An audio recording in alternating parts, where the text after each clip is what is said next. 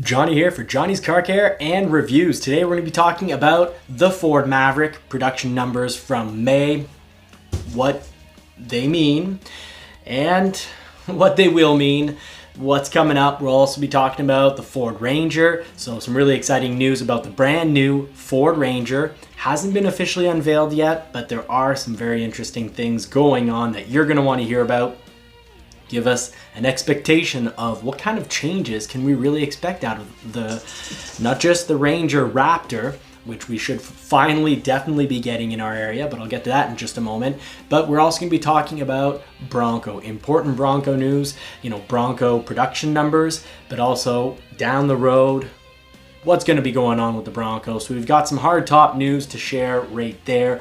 We'll also be talking about electrified vehicles, the EV changes coming to Ford, what this not just means for sales, which will be a quick recap of last week's video and really a topic we're talking about here last summer in 2021.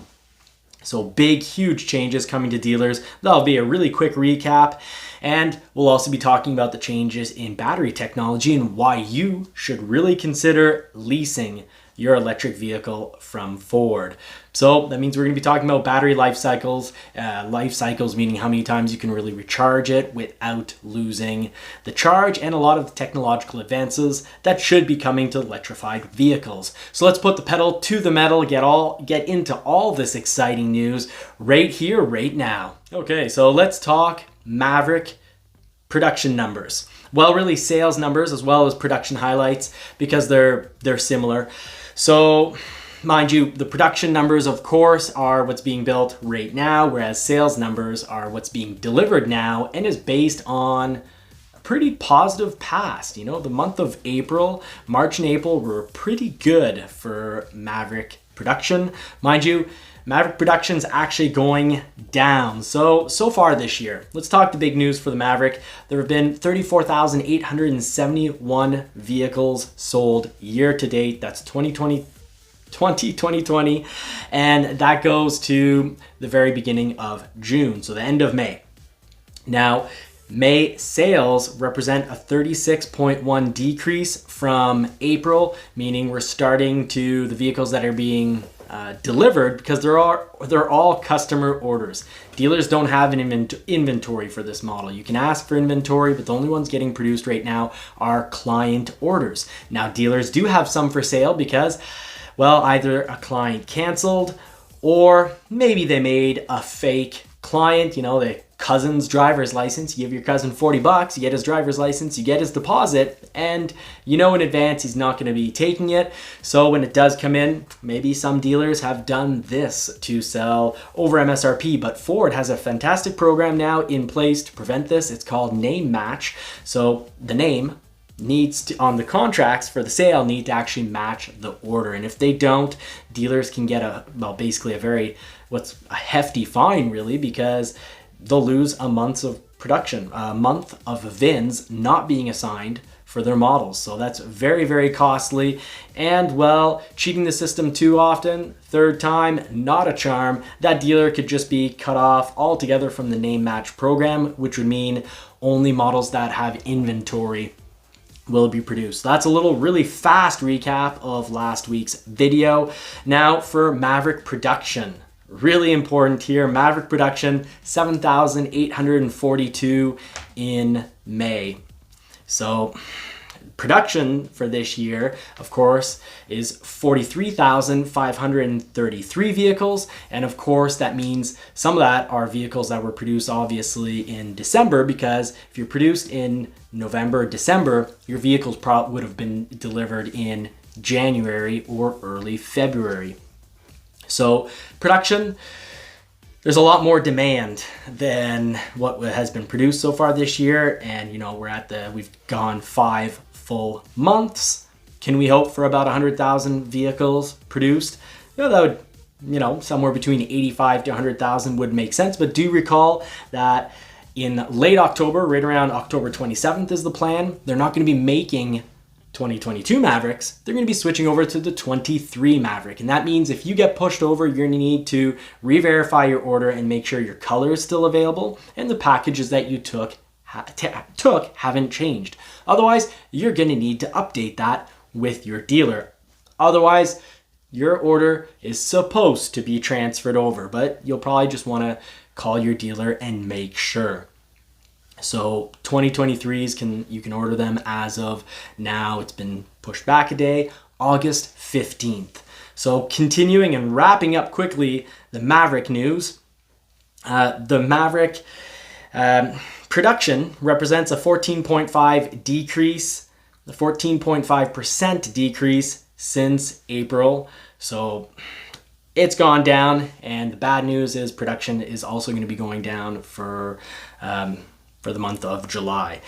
And because production is going down, we know for the month of July, based on a little bit of intel going around, I'm thinking that August won't have a huge production increase. I think it's going to be similar to the month of July, because I'm pretty certain at this point that Marie's July 17th XLT hybrid with luxury package, and that's the big problem, luxury package. And of course, I kept on the Sprayin Bed Liner code for the longest time. It's now been only about 5 weeks that I switched over to the plastic bed liner luxury. So that's the difference between a 54L and a 54B code. So if you still have your original Sprayin Bed Liner, you can call your dealer and say, switch me over for the plastic. The Luxe package with drop-in, that's the plastic bed liner. You can ask for that swap to be made. Unless you really want the spray-in, in which case, well, get in line, wait. That is such such an issue globally for all manufacturers that even a Super Duty that originally came with the the Sprayin Bed Liner as part of its package, well, not so surprisingly, it's now no longer part of that package. So there's major issues with Sprayin Bed Liners. If you have an F-150, really any model that you're ordering from anywhere, but also Ford, of course, because we talk mostly about Ford here. Any accessories, whether it's a Sprayin Bed Liner, a drop-in bed liner, a roll-up cover, whatever accessories you're looking at, order the truck as basic as possible. Get your accessories from either the parts department at Ford, great place to get them, or you can also look at the aftermarket. Now, I like my Ford accessories because when bought with the vehicle, you throw them into your contract. Well, a lot of them come with a 3-year or 60,000 kilometer warranty. Now, I'm sorry, in miles, that's a little less than 60,000 kilometers. I'll just put that at the bottom. I think it's about 35 or 36,000 miles.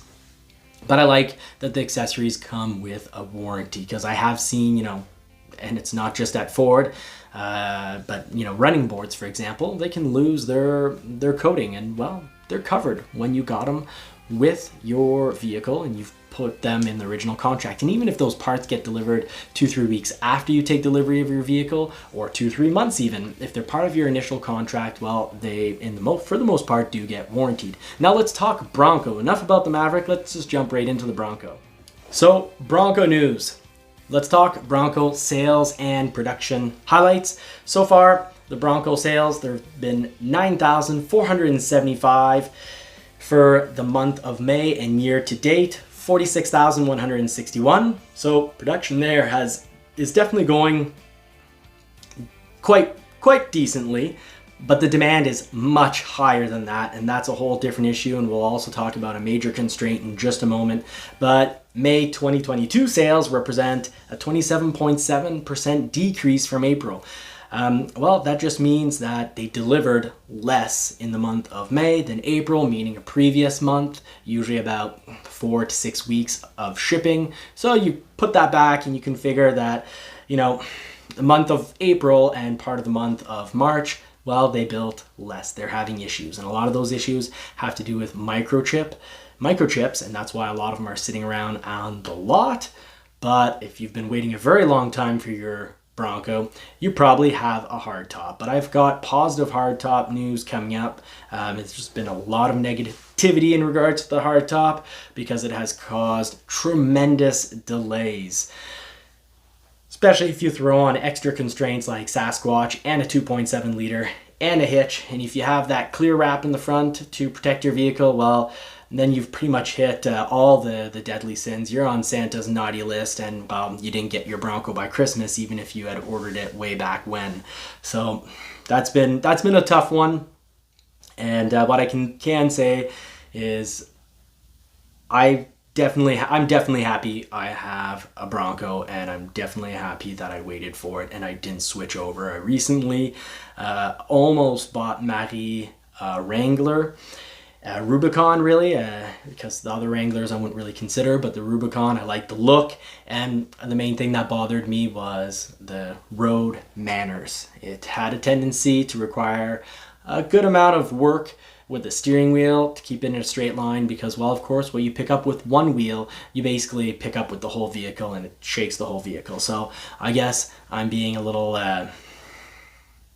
picky, because it's a good vehicle, but I've gotten really accustomed to the comfort of driving the Bronco, and actually even my Mustang GT convertible I find takes the bumps better. Two very different vehicles. Obviously I wouldn't try to off-road the Mustang GT, but when you can have a Bronco but it requires weight, I'm just saying that there are definite differences between the two products, and I personally feel that the weight is worth it. So let's get to Bronco production numbers. 11,124. I can remember back to the very first months of the Bronco being produced, and they're in the hundreds for a few months. So really nice to see production at 11,124 vehicles, and production year to date 59,714 vehicles. So we can imagine over a 12-month period they will break the 100,000 vehicle mark. But there's so much demand for this product, and that's why, if you own one and you buy it at MSRP, well, what's wild is you can sell it over MSRP. So it's been a crazy ride with the Bronco, beginning to finish.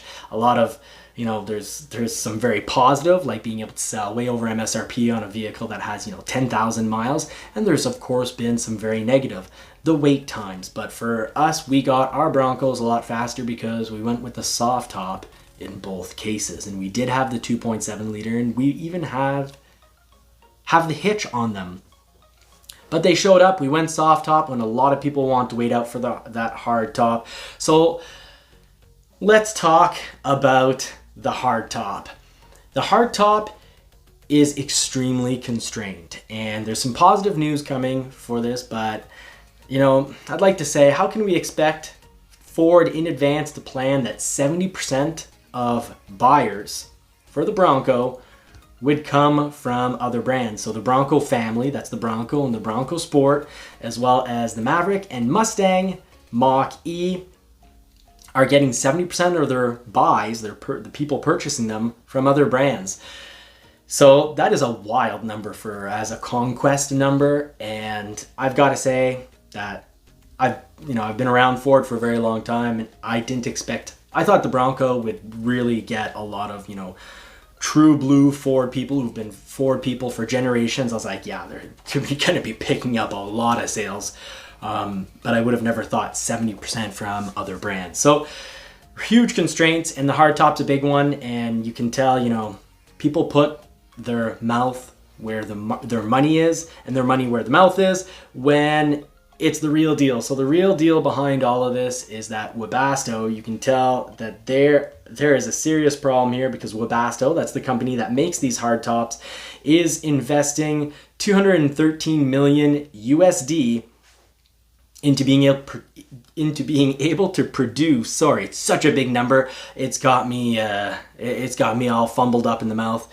213 million, so that they can produce more tops. Now, there is going to be a bit of a delay. Obviously, you don't just spend money and get the results right off when you're a factory. So this isn't going to happen overnight, but I would hope that within a year and a half, I'd hope that they'd be near full production. The Webasto factory does plan on having 6 different tops to offer Ford, so we should be getting 6 different tops at Ford, all hard tops. So that is very, very cool, all molded in color. Obviously, I'm hoping that we'll finally see that painted top that we all fell for originally way back when. What was that, summer 2020? Seems so far away now. But there's going to be 6 different tops, and the reason they're putting in this much money is they're figuring they're going to be getting about $2 billion in sales out of this, because they claim they've got an 8-year contract. Now that sounds pretty good to me. What also sounds pretty good to me is, let's recap a bit of last week's news, and really going back to last summer. Last summer I talked about, even the Maverick being sold potentially above MSRP, and that you really needed to get a signed offer, either a purchase offer or a lease offer. I explained what you need to see. Of course, there'll be no serial number, but there'll be the make and model, there'll be the dealership's name, the interest rate, the price, and they sign. And you can also sign it and you get a copy. Now, I was saying this way back when, and I got told that, I was crazy because the Maverick is a truck that's meant to be, it's built by Ford to be an inexpensive truck. And I got some angry comments at me, but I foresaw this coming as an issue. And, I quoted saying, the Bronco, it's being sold way over MSRP already. So this was late last summer, early fall. Now, of course, we all know that certain dealerships have tried to definitely sell the Maverick well over MSRP. And you definitely still need a signed offer. But here's the thing. The good news is Jim Farley, I talked about this last week, but at the Bernstein Strategic Decisions Conference, I got this new quote directly from Ford Authority. They're an amazing source of written journalism, really trustworthy source that I really enjoy going through every week. But they got his quote directly from there, and he said, "We got to go to non-negotiated price. We got to go to 100% online." So we talked about that last week, and I also said that, as I've been saying for a while, that it's not just going to be the EV side of the business, but also Ford Blue that's going to need to, dealers slowly are going to need to really shape up, or they're going to need to ship out. And that's pretty much what is being made clearly the case by Jim Farley, because he's saying that these sales need to be direct and that dealers need to opt in or, opt out. So that'll mean a non-negotiated price, meaning, if you can either buy direct and get your correct internet non-negotiated price, or do the exact same thing with the dealer. But a dealer that doesn't want to play ball, you'll have, an escape route other than just visiting or phoning all sorts of other dealers, because his claim goes on to also, the quote goes on to say, the vehicle, there's no inventory, goes directly to the customer, 100% remote pickup and delivery, but then we have the opportunity to use our physical presence to outperform them. So he was talking about still having dealers to be able to nonetheless offer something that Tesla and Rivian cannot, obviously. That's having a physical presence. So as I said last week, and as I started mentioning very early when this news started to break out, that really the role of the dealer is going to be there to really inform. So your salesperson is going to be not so much a salesperson, but they're going to be a source of information and convenience. So they'll help you with the road test, they'll explain all the buttons, and they'll really help navigate you into the right model and the right trim level for your needs versus your budget. But there's not going to be any of this, I need to see the price for every trim and then negotiate just to finally really know what model gets into your budget, because it's going to be non-negotiated. You'll know right from the start very quickly, very easily. An F-150 XLT 302 Sport costs this much to lease, this much to purchase. Now, speaking of leasing, let's talk about electric vehicles. This is really important. I highly recommend that you consider leasing your next electric vehicle, whether it's a Ford or not, but consider leasing your next electric vehicle. And I've got a really strong feelings towards this, because batteries, lithium-ion batteries, 2 things are going to occur. I'm absolutely positive that the technology behind them is going to get better, that the lifespan or life cycle of the batteries will get better.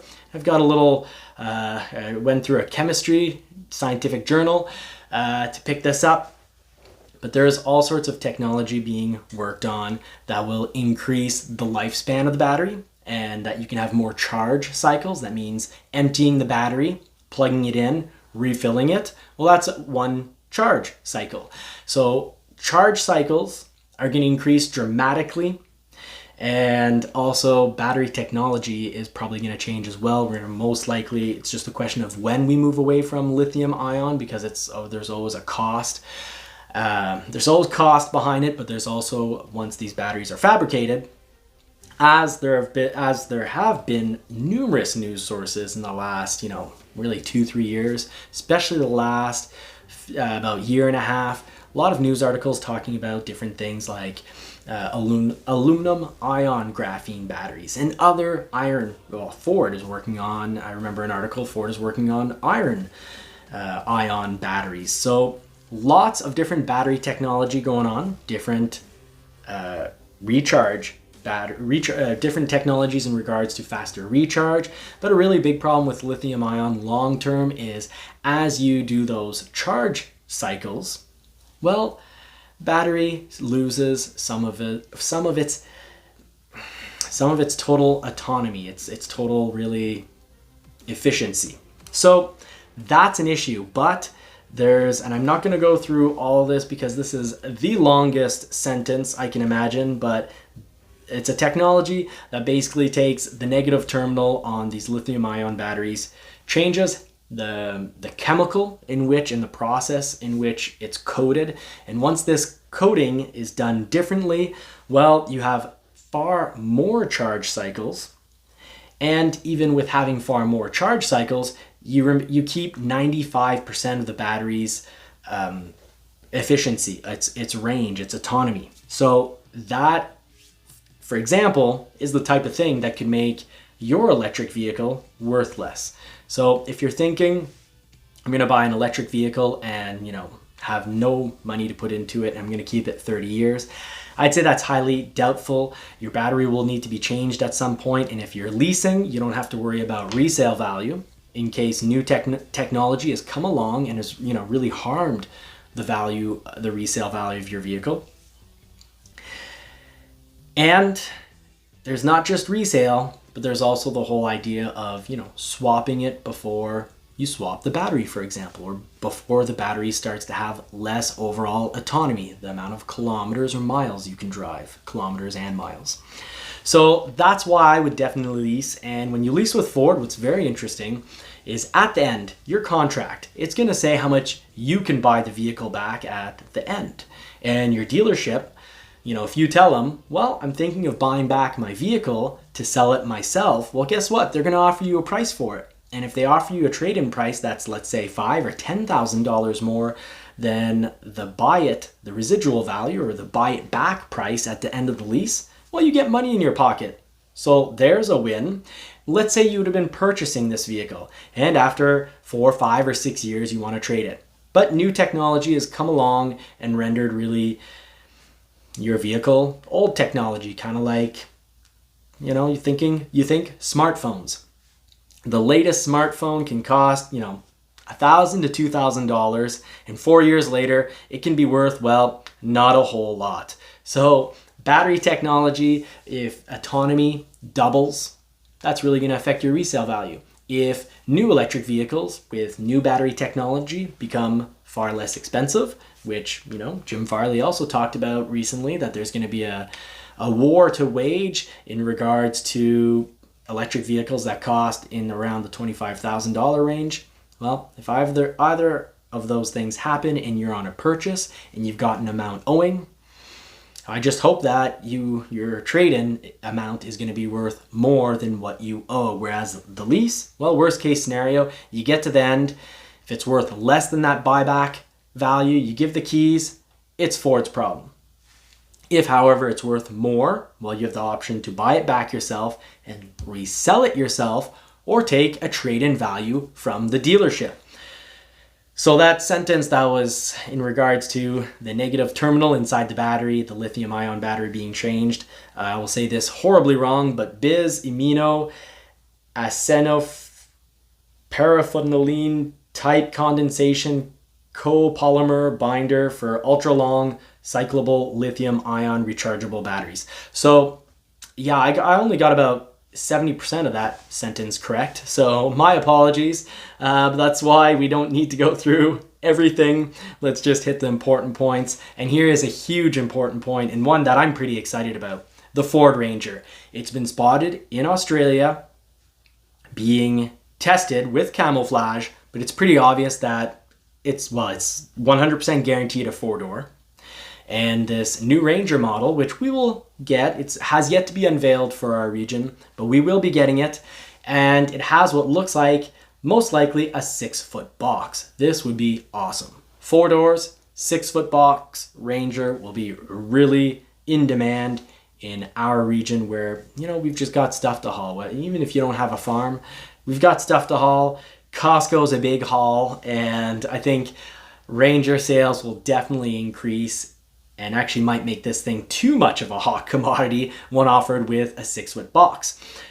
And what's really cool is Car Scoops. They're the ones that got these photos. Really interesting.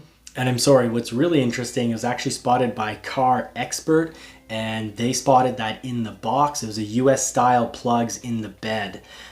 Plugs obviously for, you know, plugging in and controlling a drill or whatnot. But it's Car Expert that saw that, and it definitely was not the current generation Ranger that we have here. It's the new Ranger. You can tell from the front of the vehicle, shape of the doors, so the front lights. So very, very cool. A Ranger with a 6-foot bed is going to be wildly popular, and if that's your thing, you'll want to be watching for the unveiling and reserve one the night of. So if you have reserved a vehicle recently, let's say the Lightning, and you weren't within the first day or two, you will almost certainly will not be getting a call to build your 2022. And this is just a reminder, if you're on the waiting list for a Lightning and you're getting a little anxious and wondering, why hasn't my dealer called me yet? Well, these things are getting, you could say, unlocked in waves. So that means they tell a dealer, okay, call your next 10 clients or next 4 clients, or depending on the size of the dealer, it could be call your 1 next client, have them put in their build. So the reason for this, obviously Ford also realizes that they're not everyone who reserved, actually very few people who reserved a Lightning are going to get a 2022 Lightning. A lot of them, if everything goes well, will get a 2023 Lightning, and some of them will get a 2024 Lightning. So in regards to pricing for this, it's all about when you build it, and when you do build it, make sure that that dealer gives you in writing a signed offer or a signed lease. I've got videos covering what to do there, so let's not go too far into detail, because for tonight, that wraps up the show. Thank you so much for watching. Really appreciate all the help and support. If you've made it this far, just throw in a comment, finisher. And if you want to share your thoughts, I really appreciate it. And the community, I know, enjoys reading a lot of the comments that come through. So please give us your intel, share what you know, because that's what we're about here at Johnny's Car Care and Reviews. We're here to help the community. I hope, and I know I've got a community here to help, because you know, we've got fantastic commentators, fantastic participants, and if you want to become a major player and a major participant in the channel, well, of course, step 1 is you can really help out by hitting that subscribe button, and you can also join and become a member. Thank you so much for watching. I wish you all more cars and more power, hoping your Ford gets a VIN soon. And if you do have your new Ford, hey, I wish that you get to put the pedal to the metal if that's your thing, if that's what you like to do. Take care.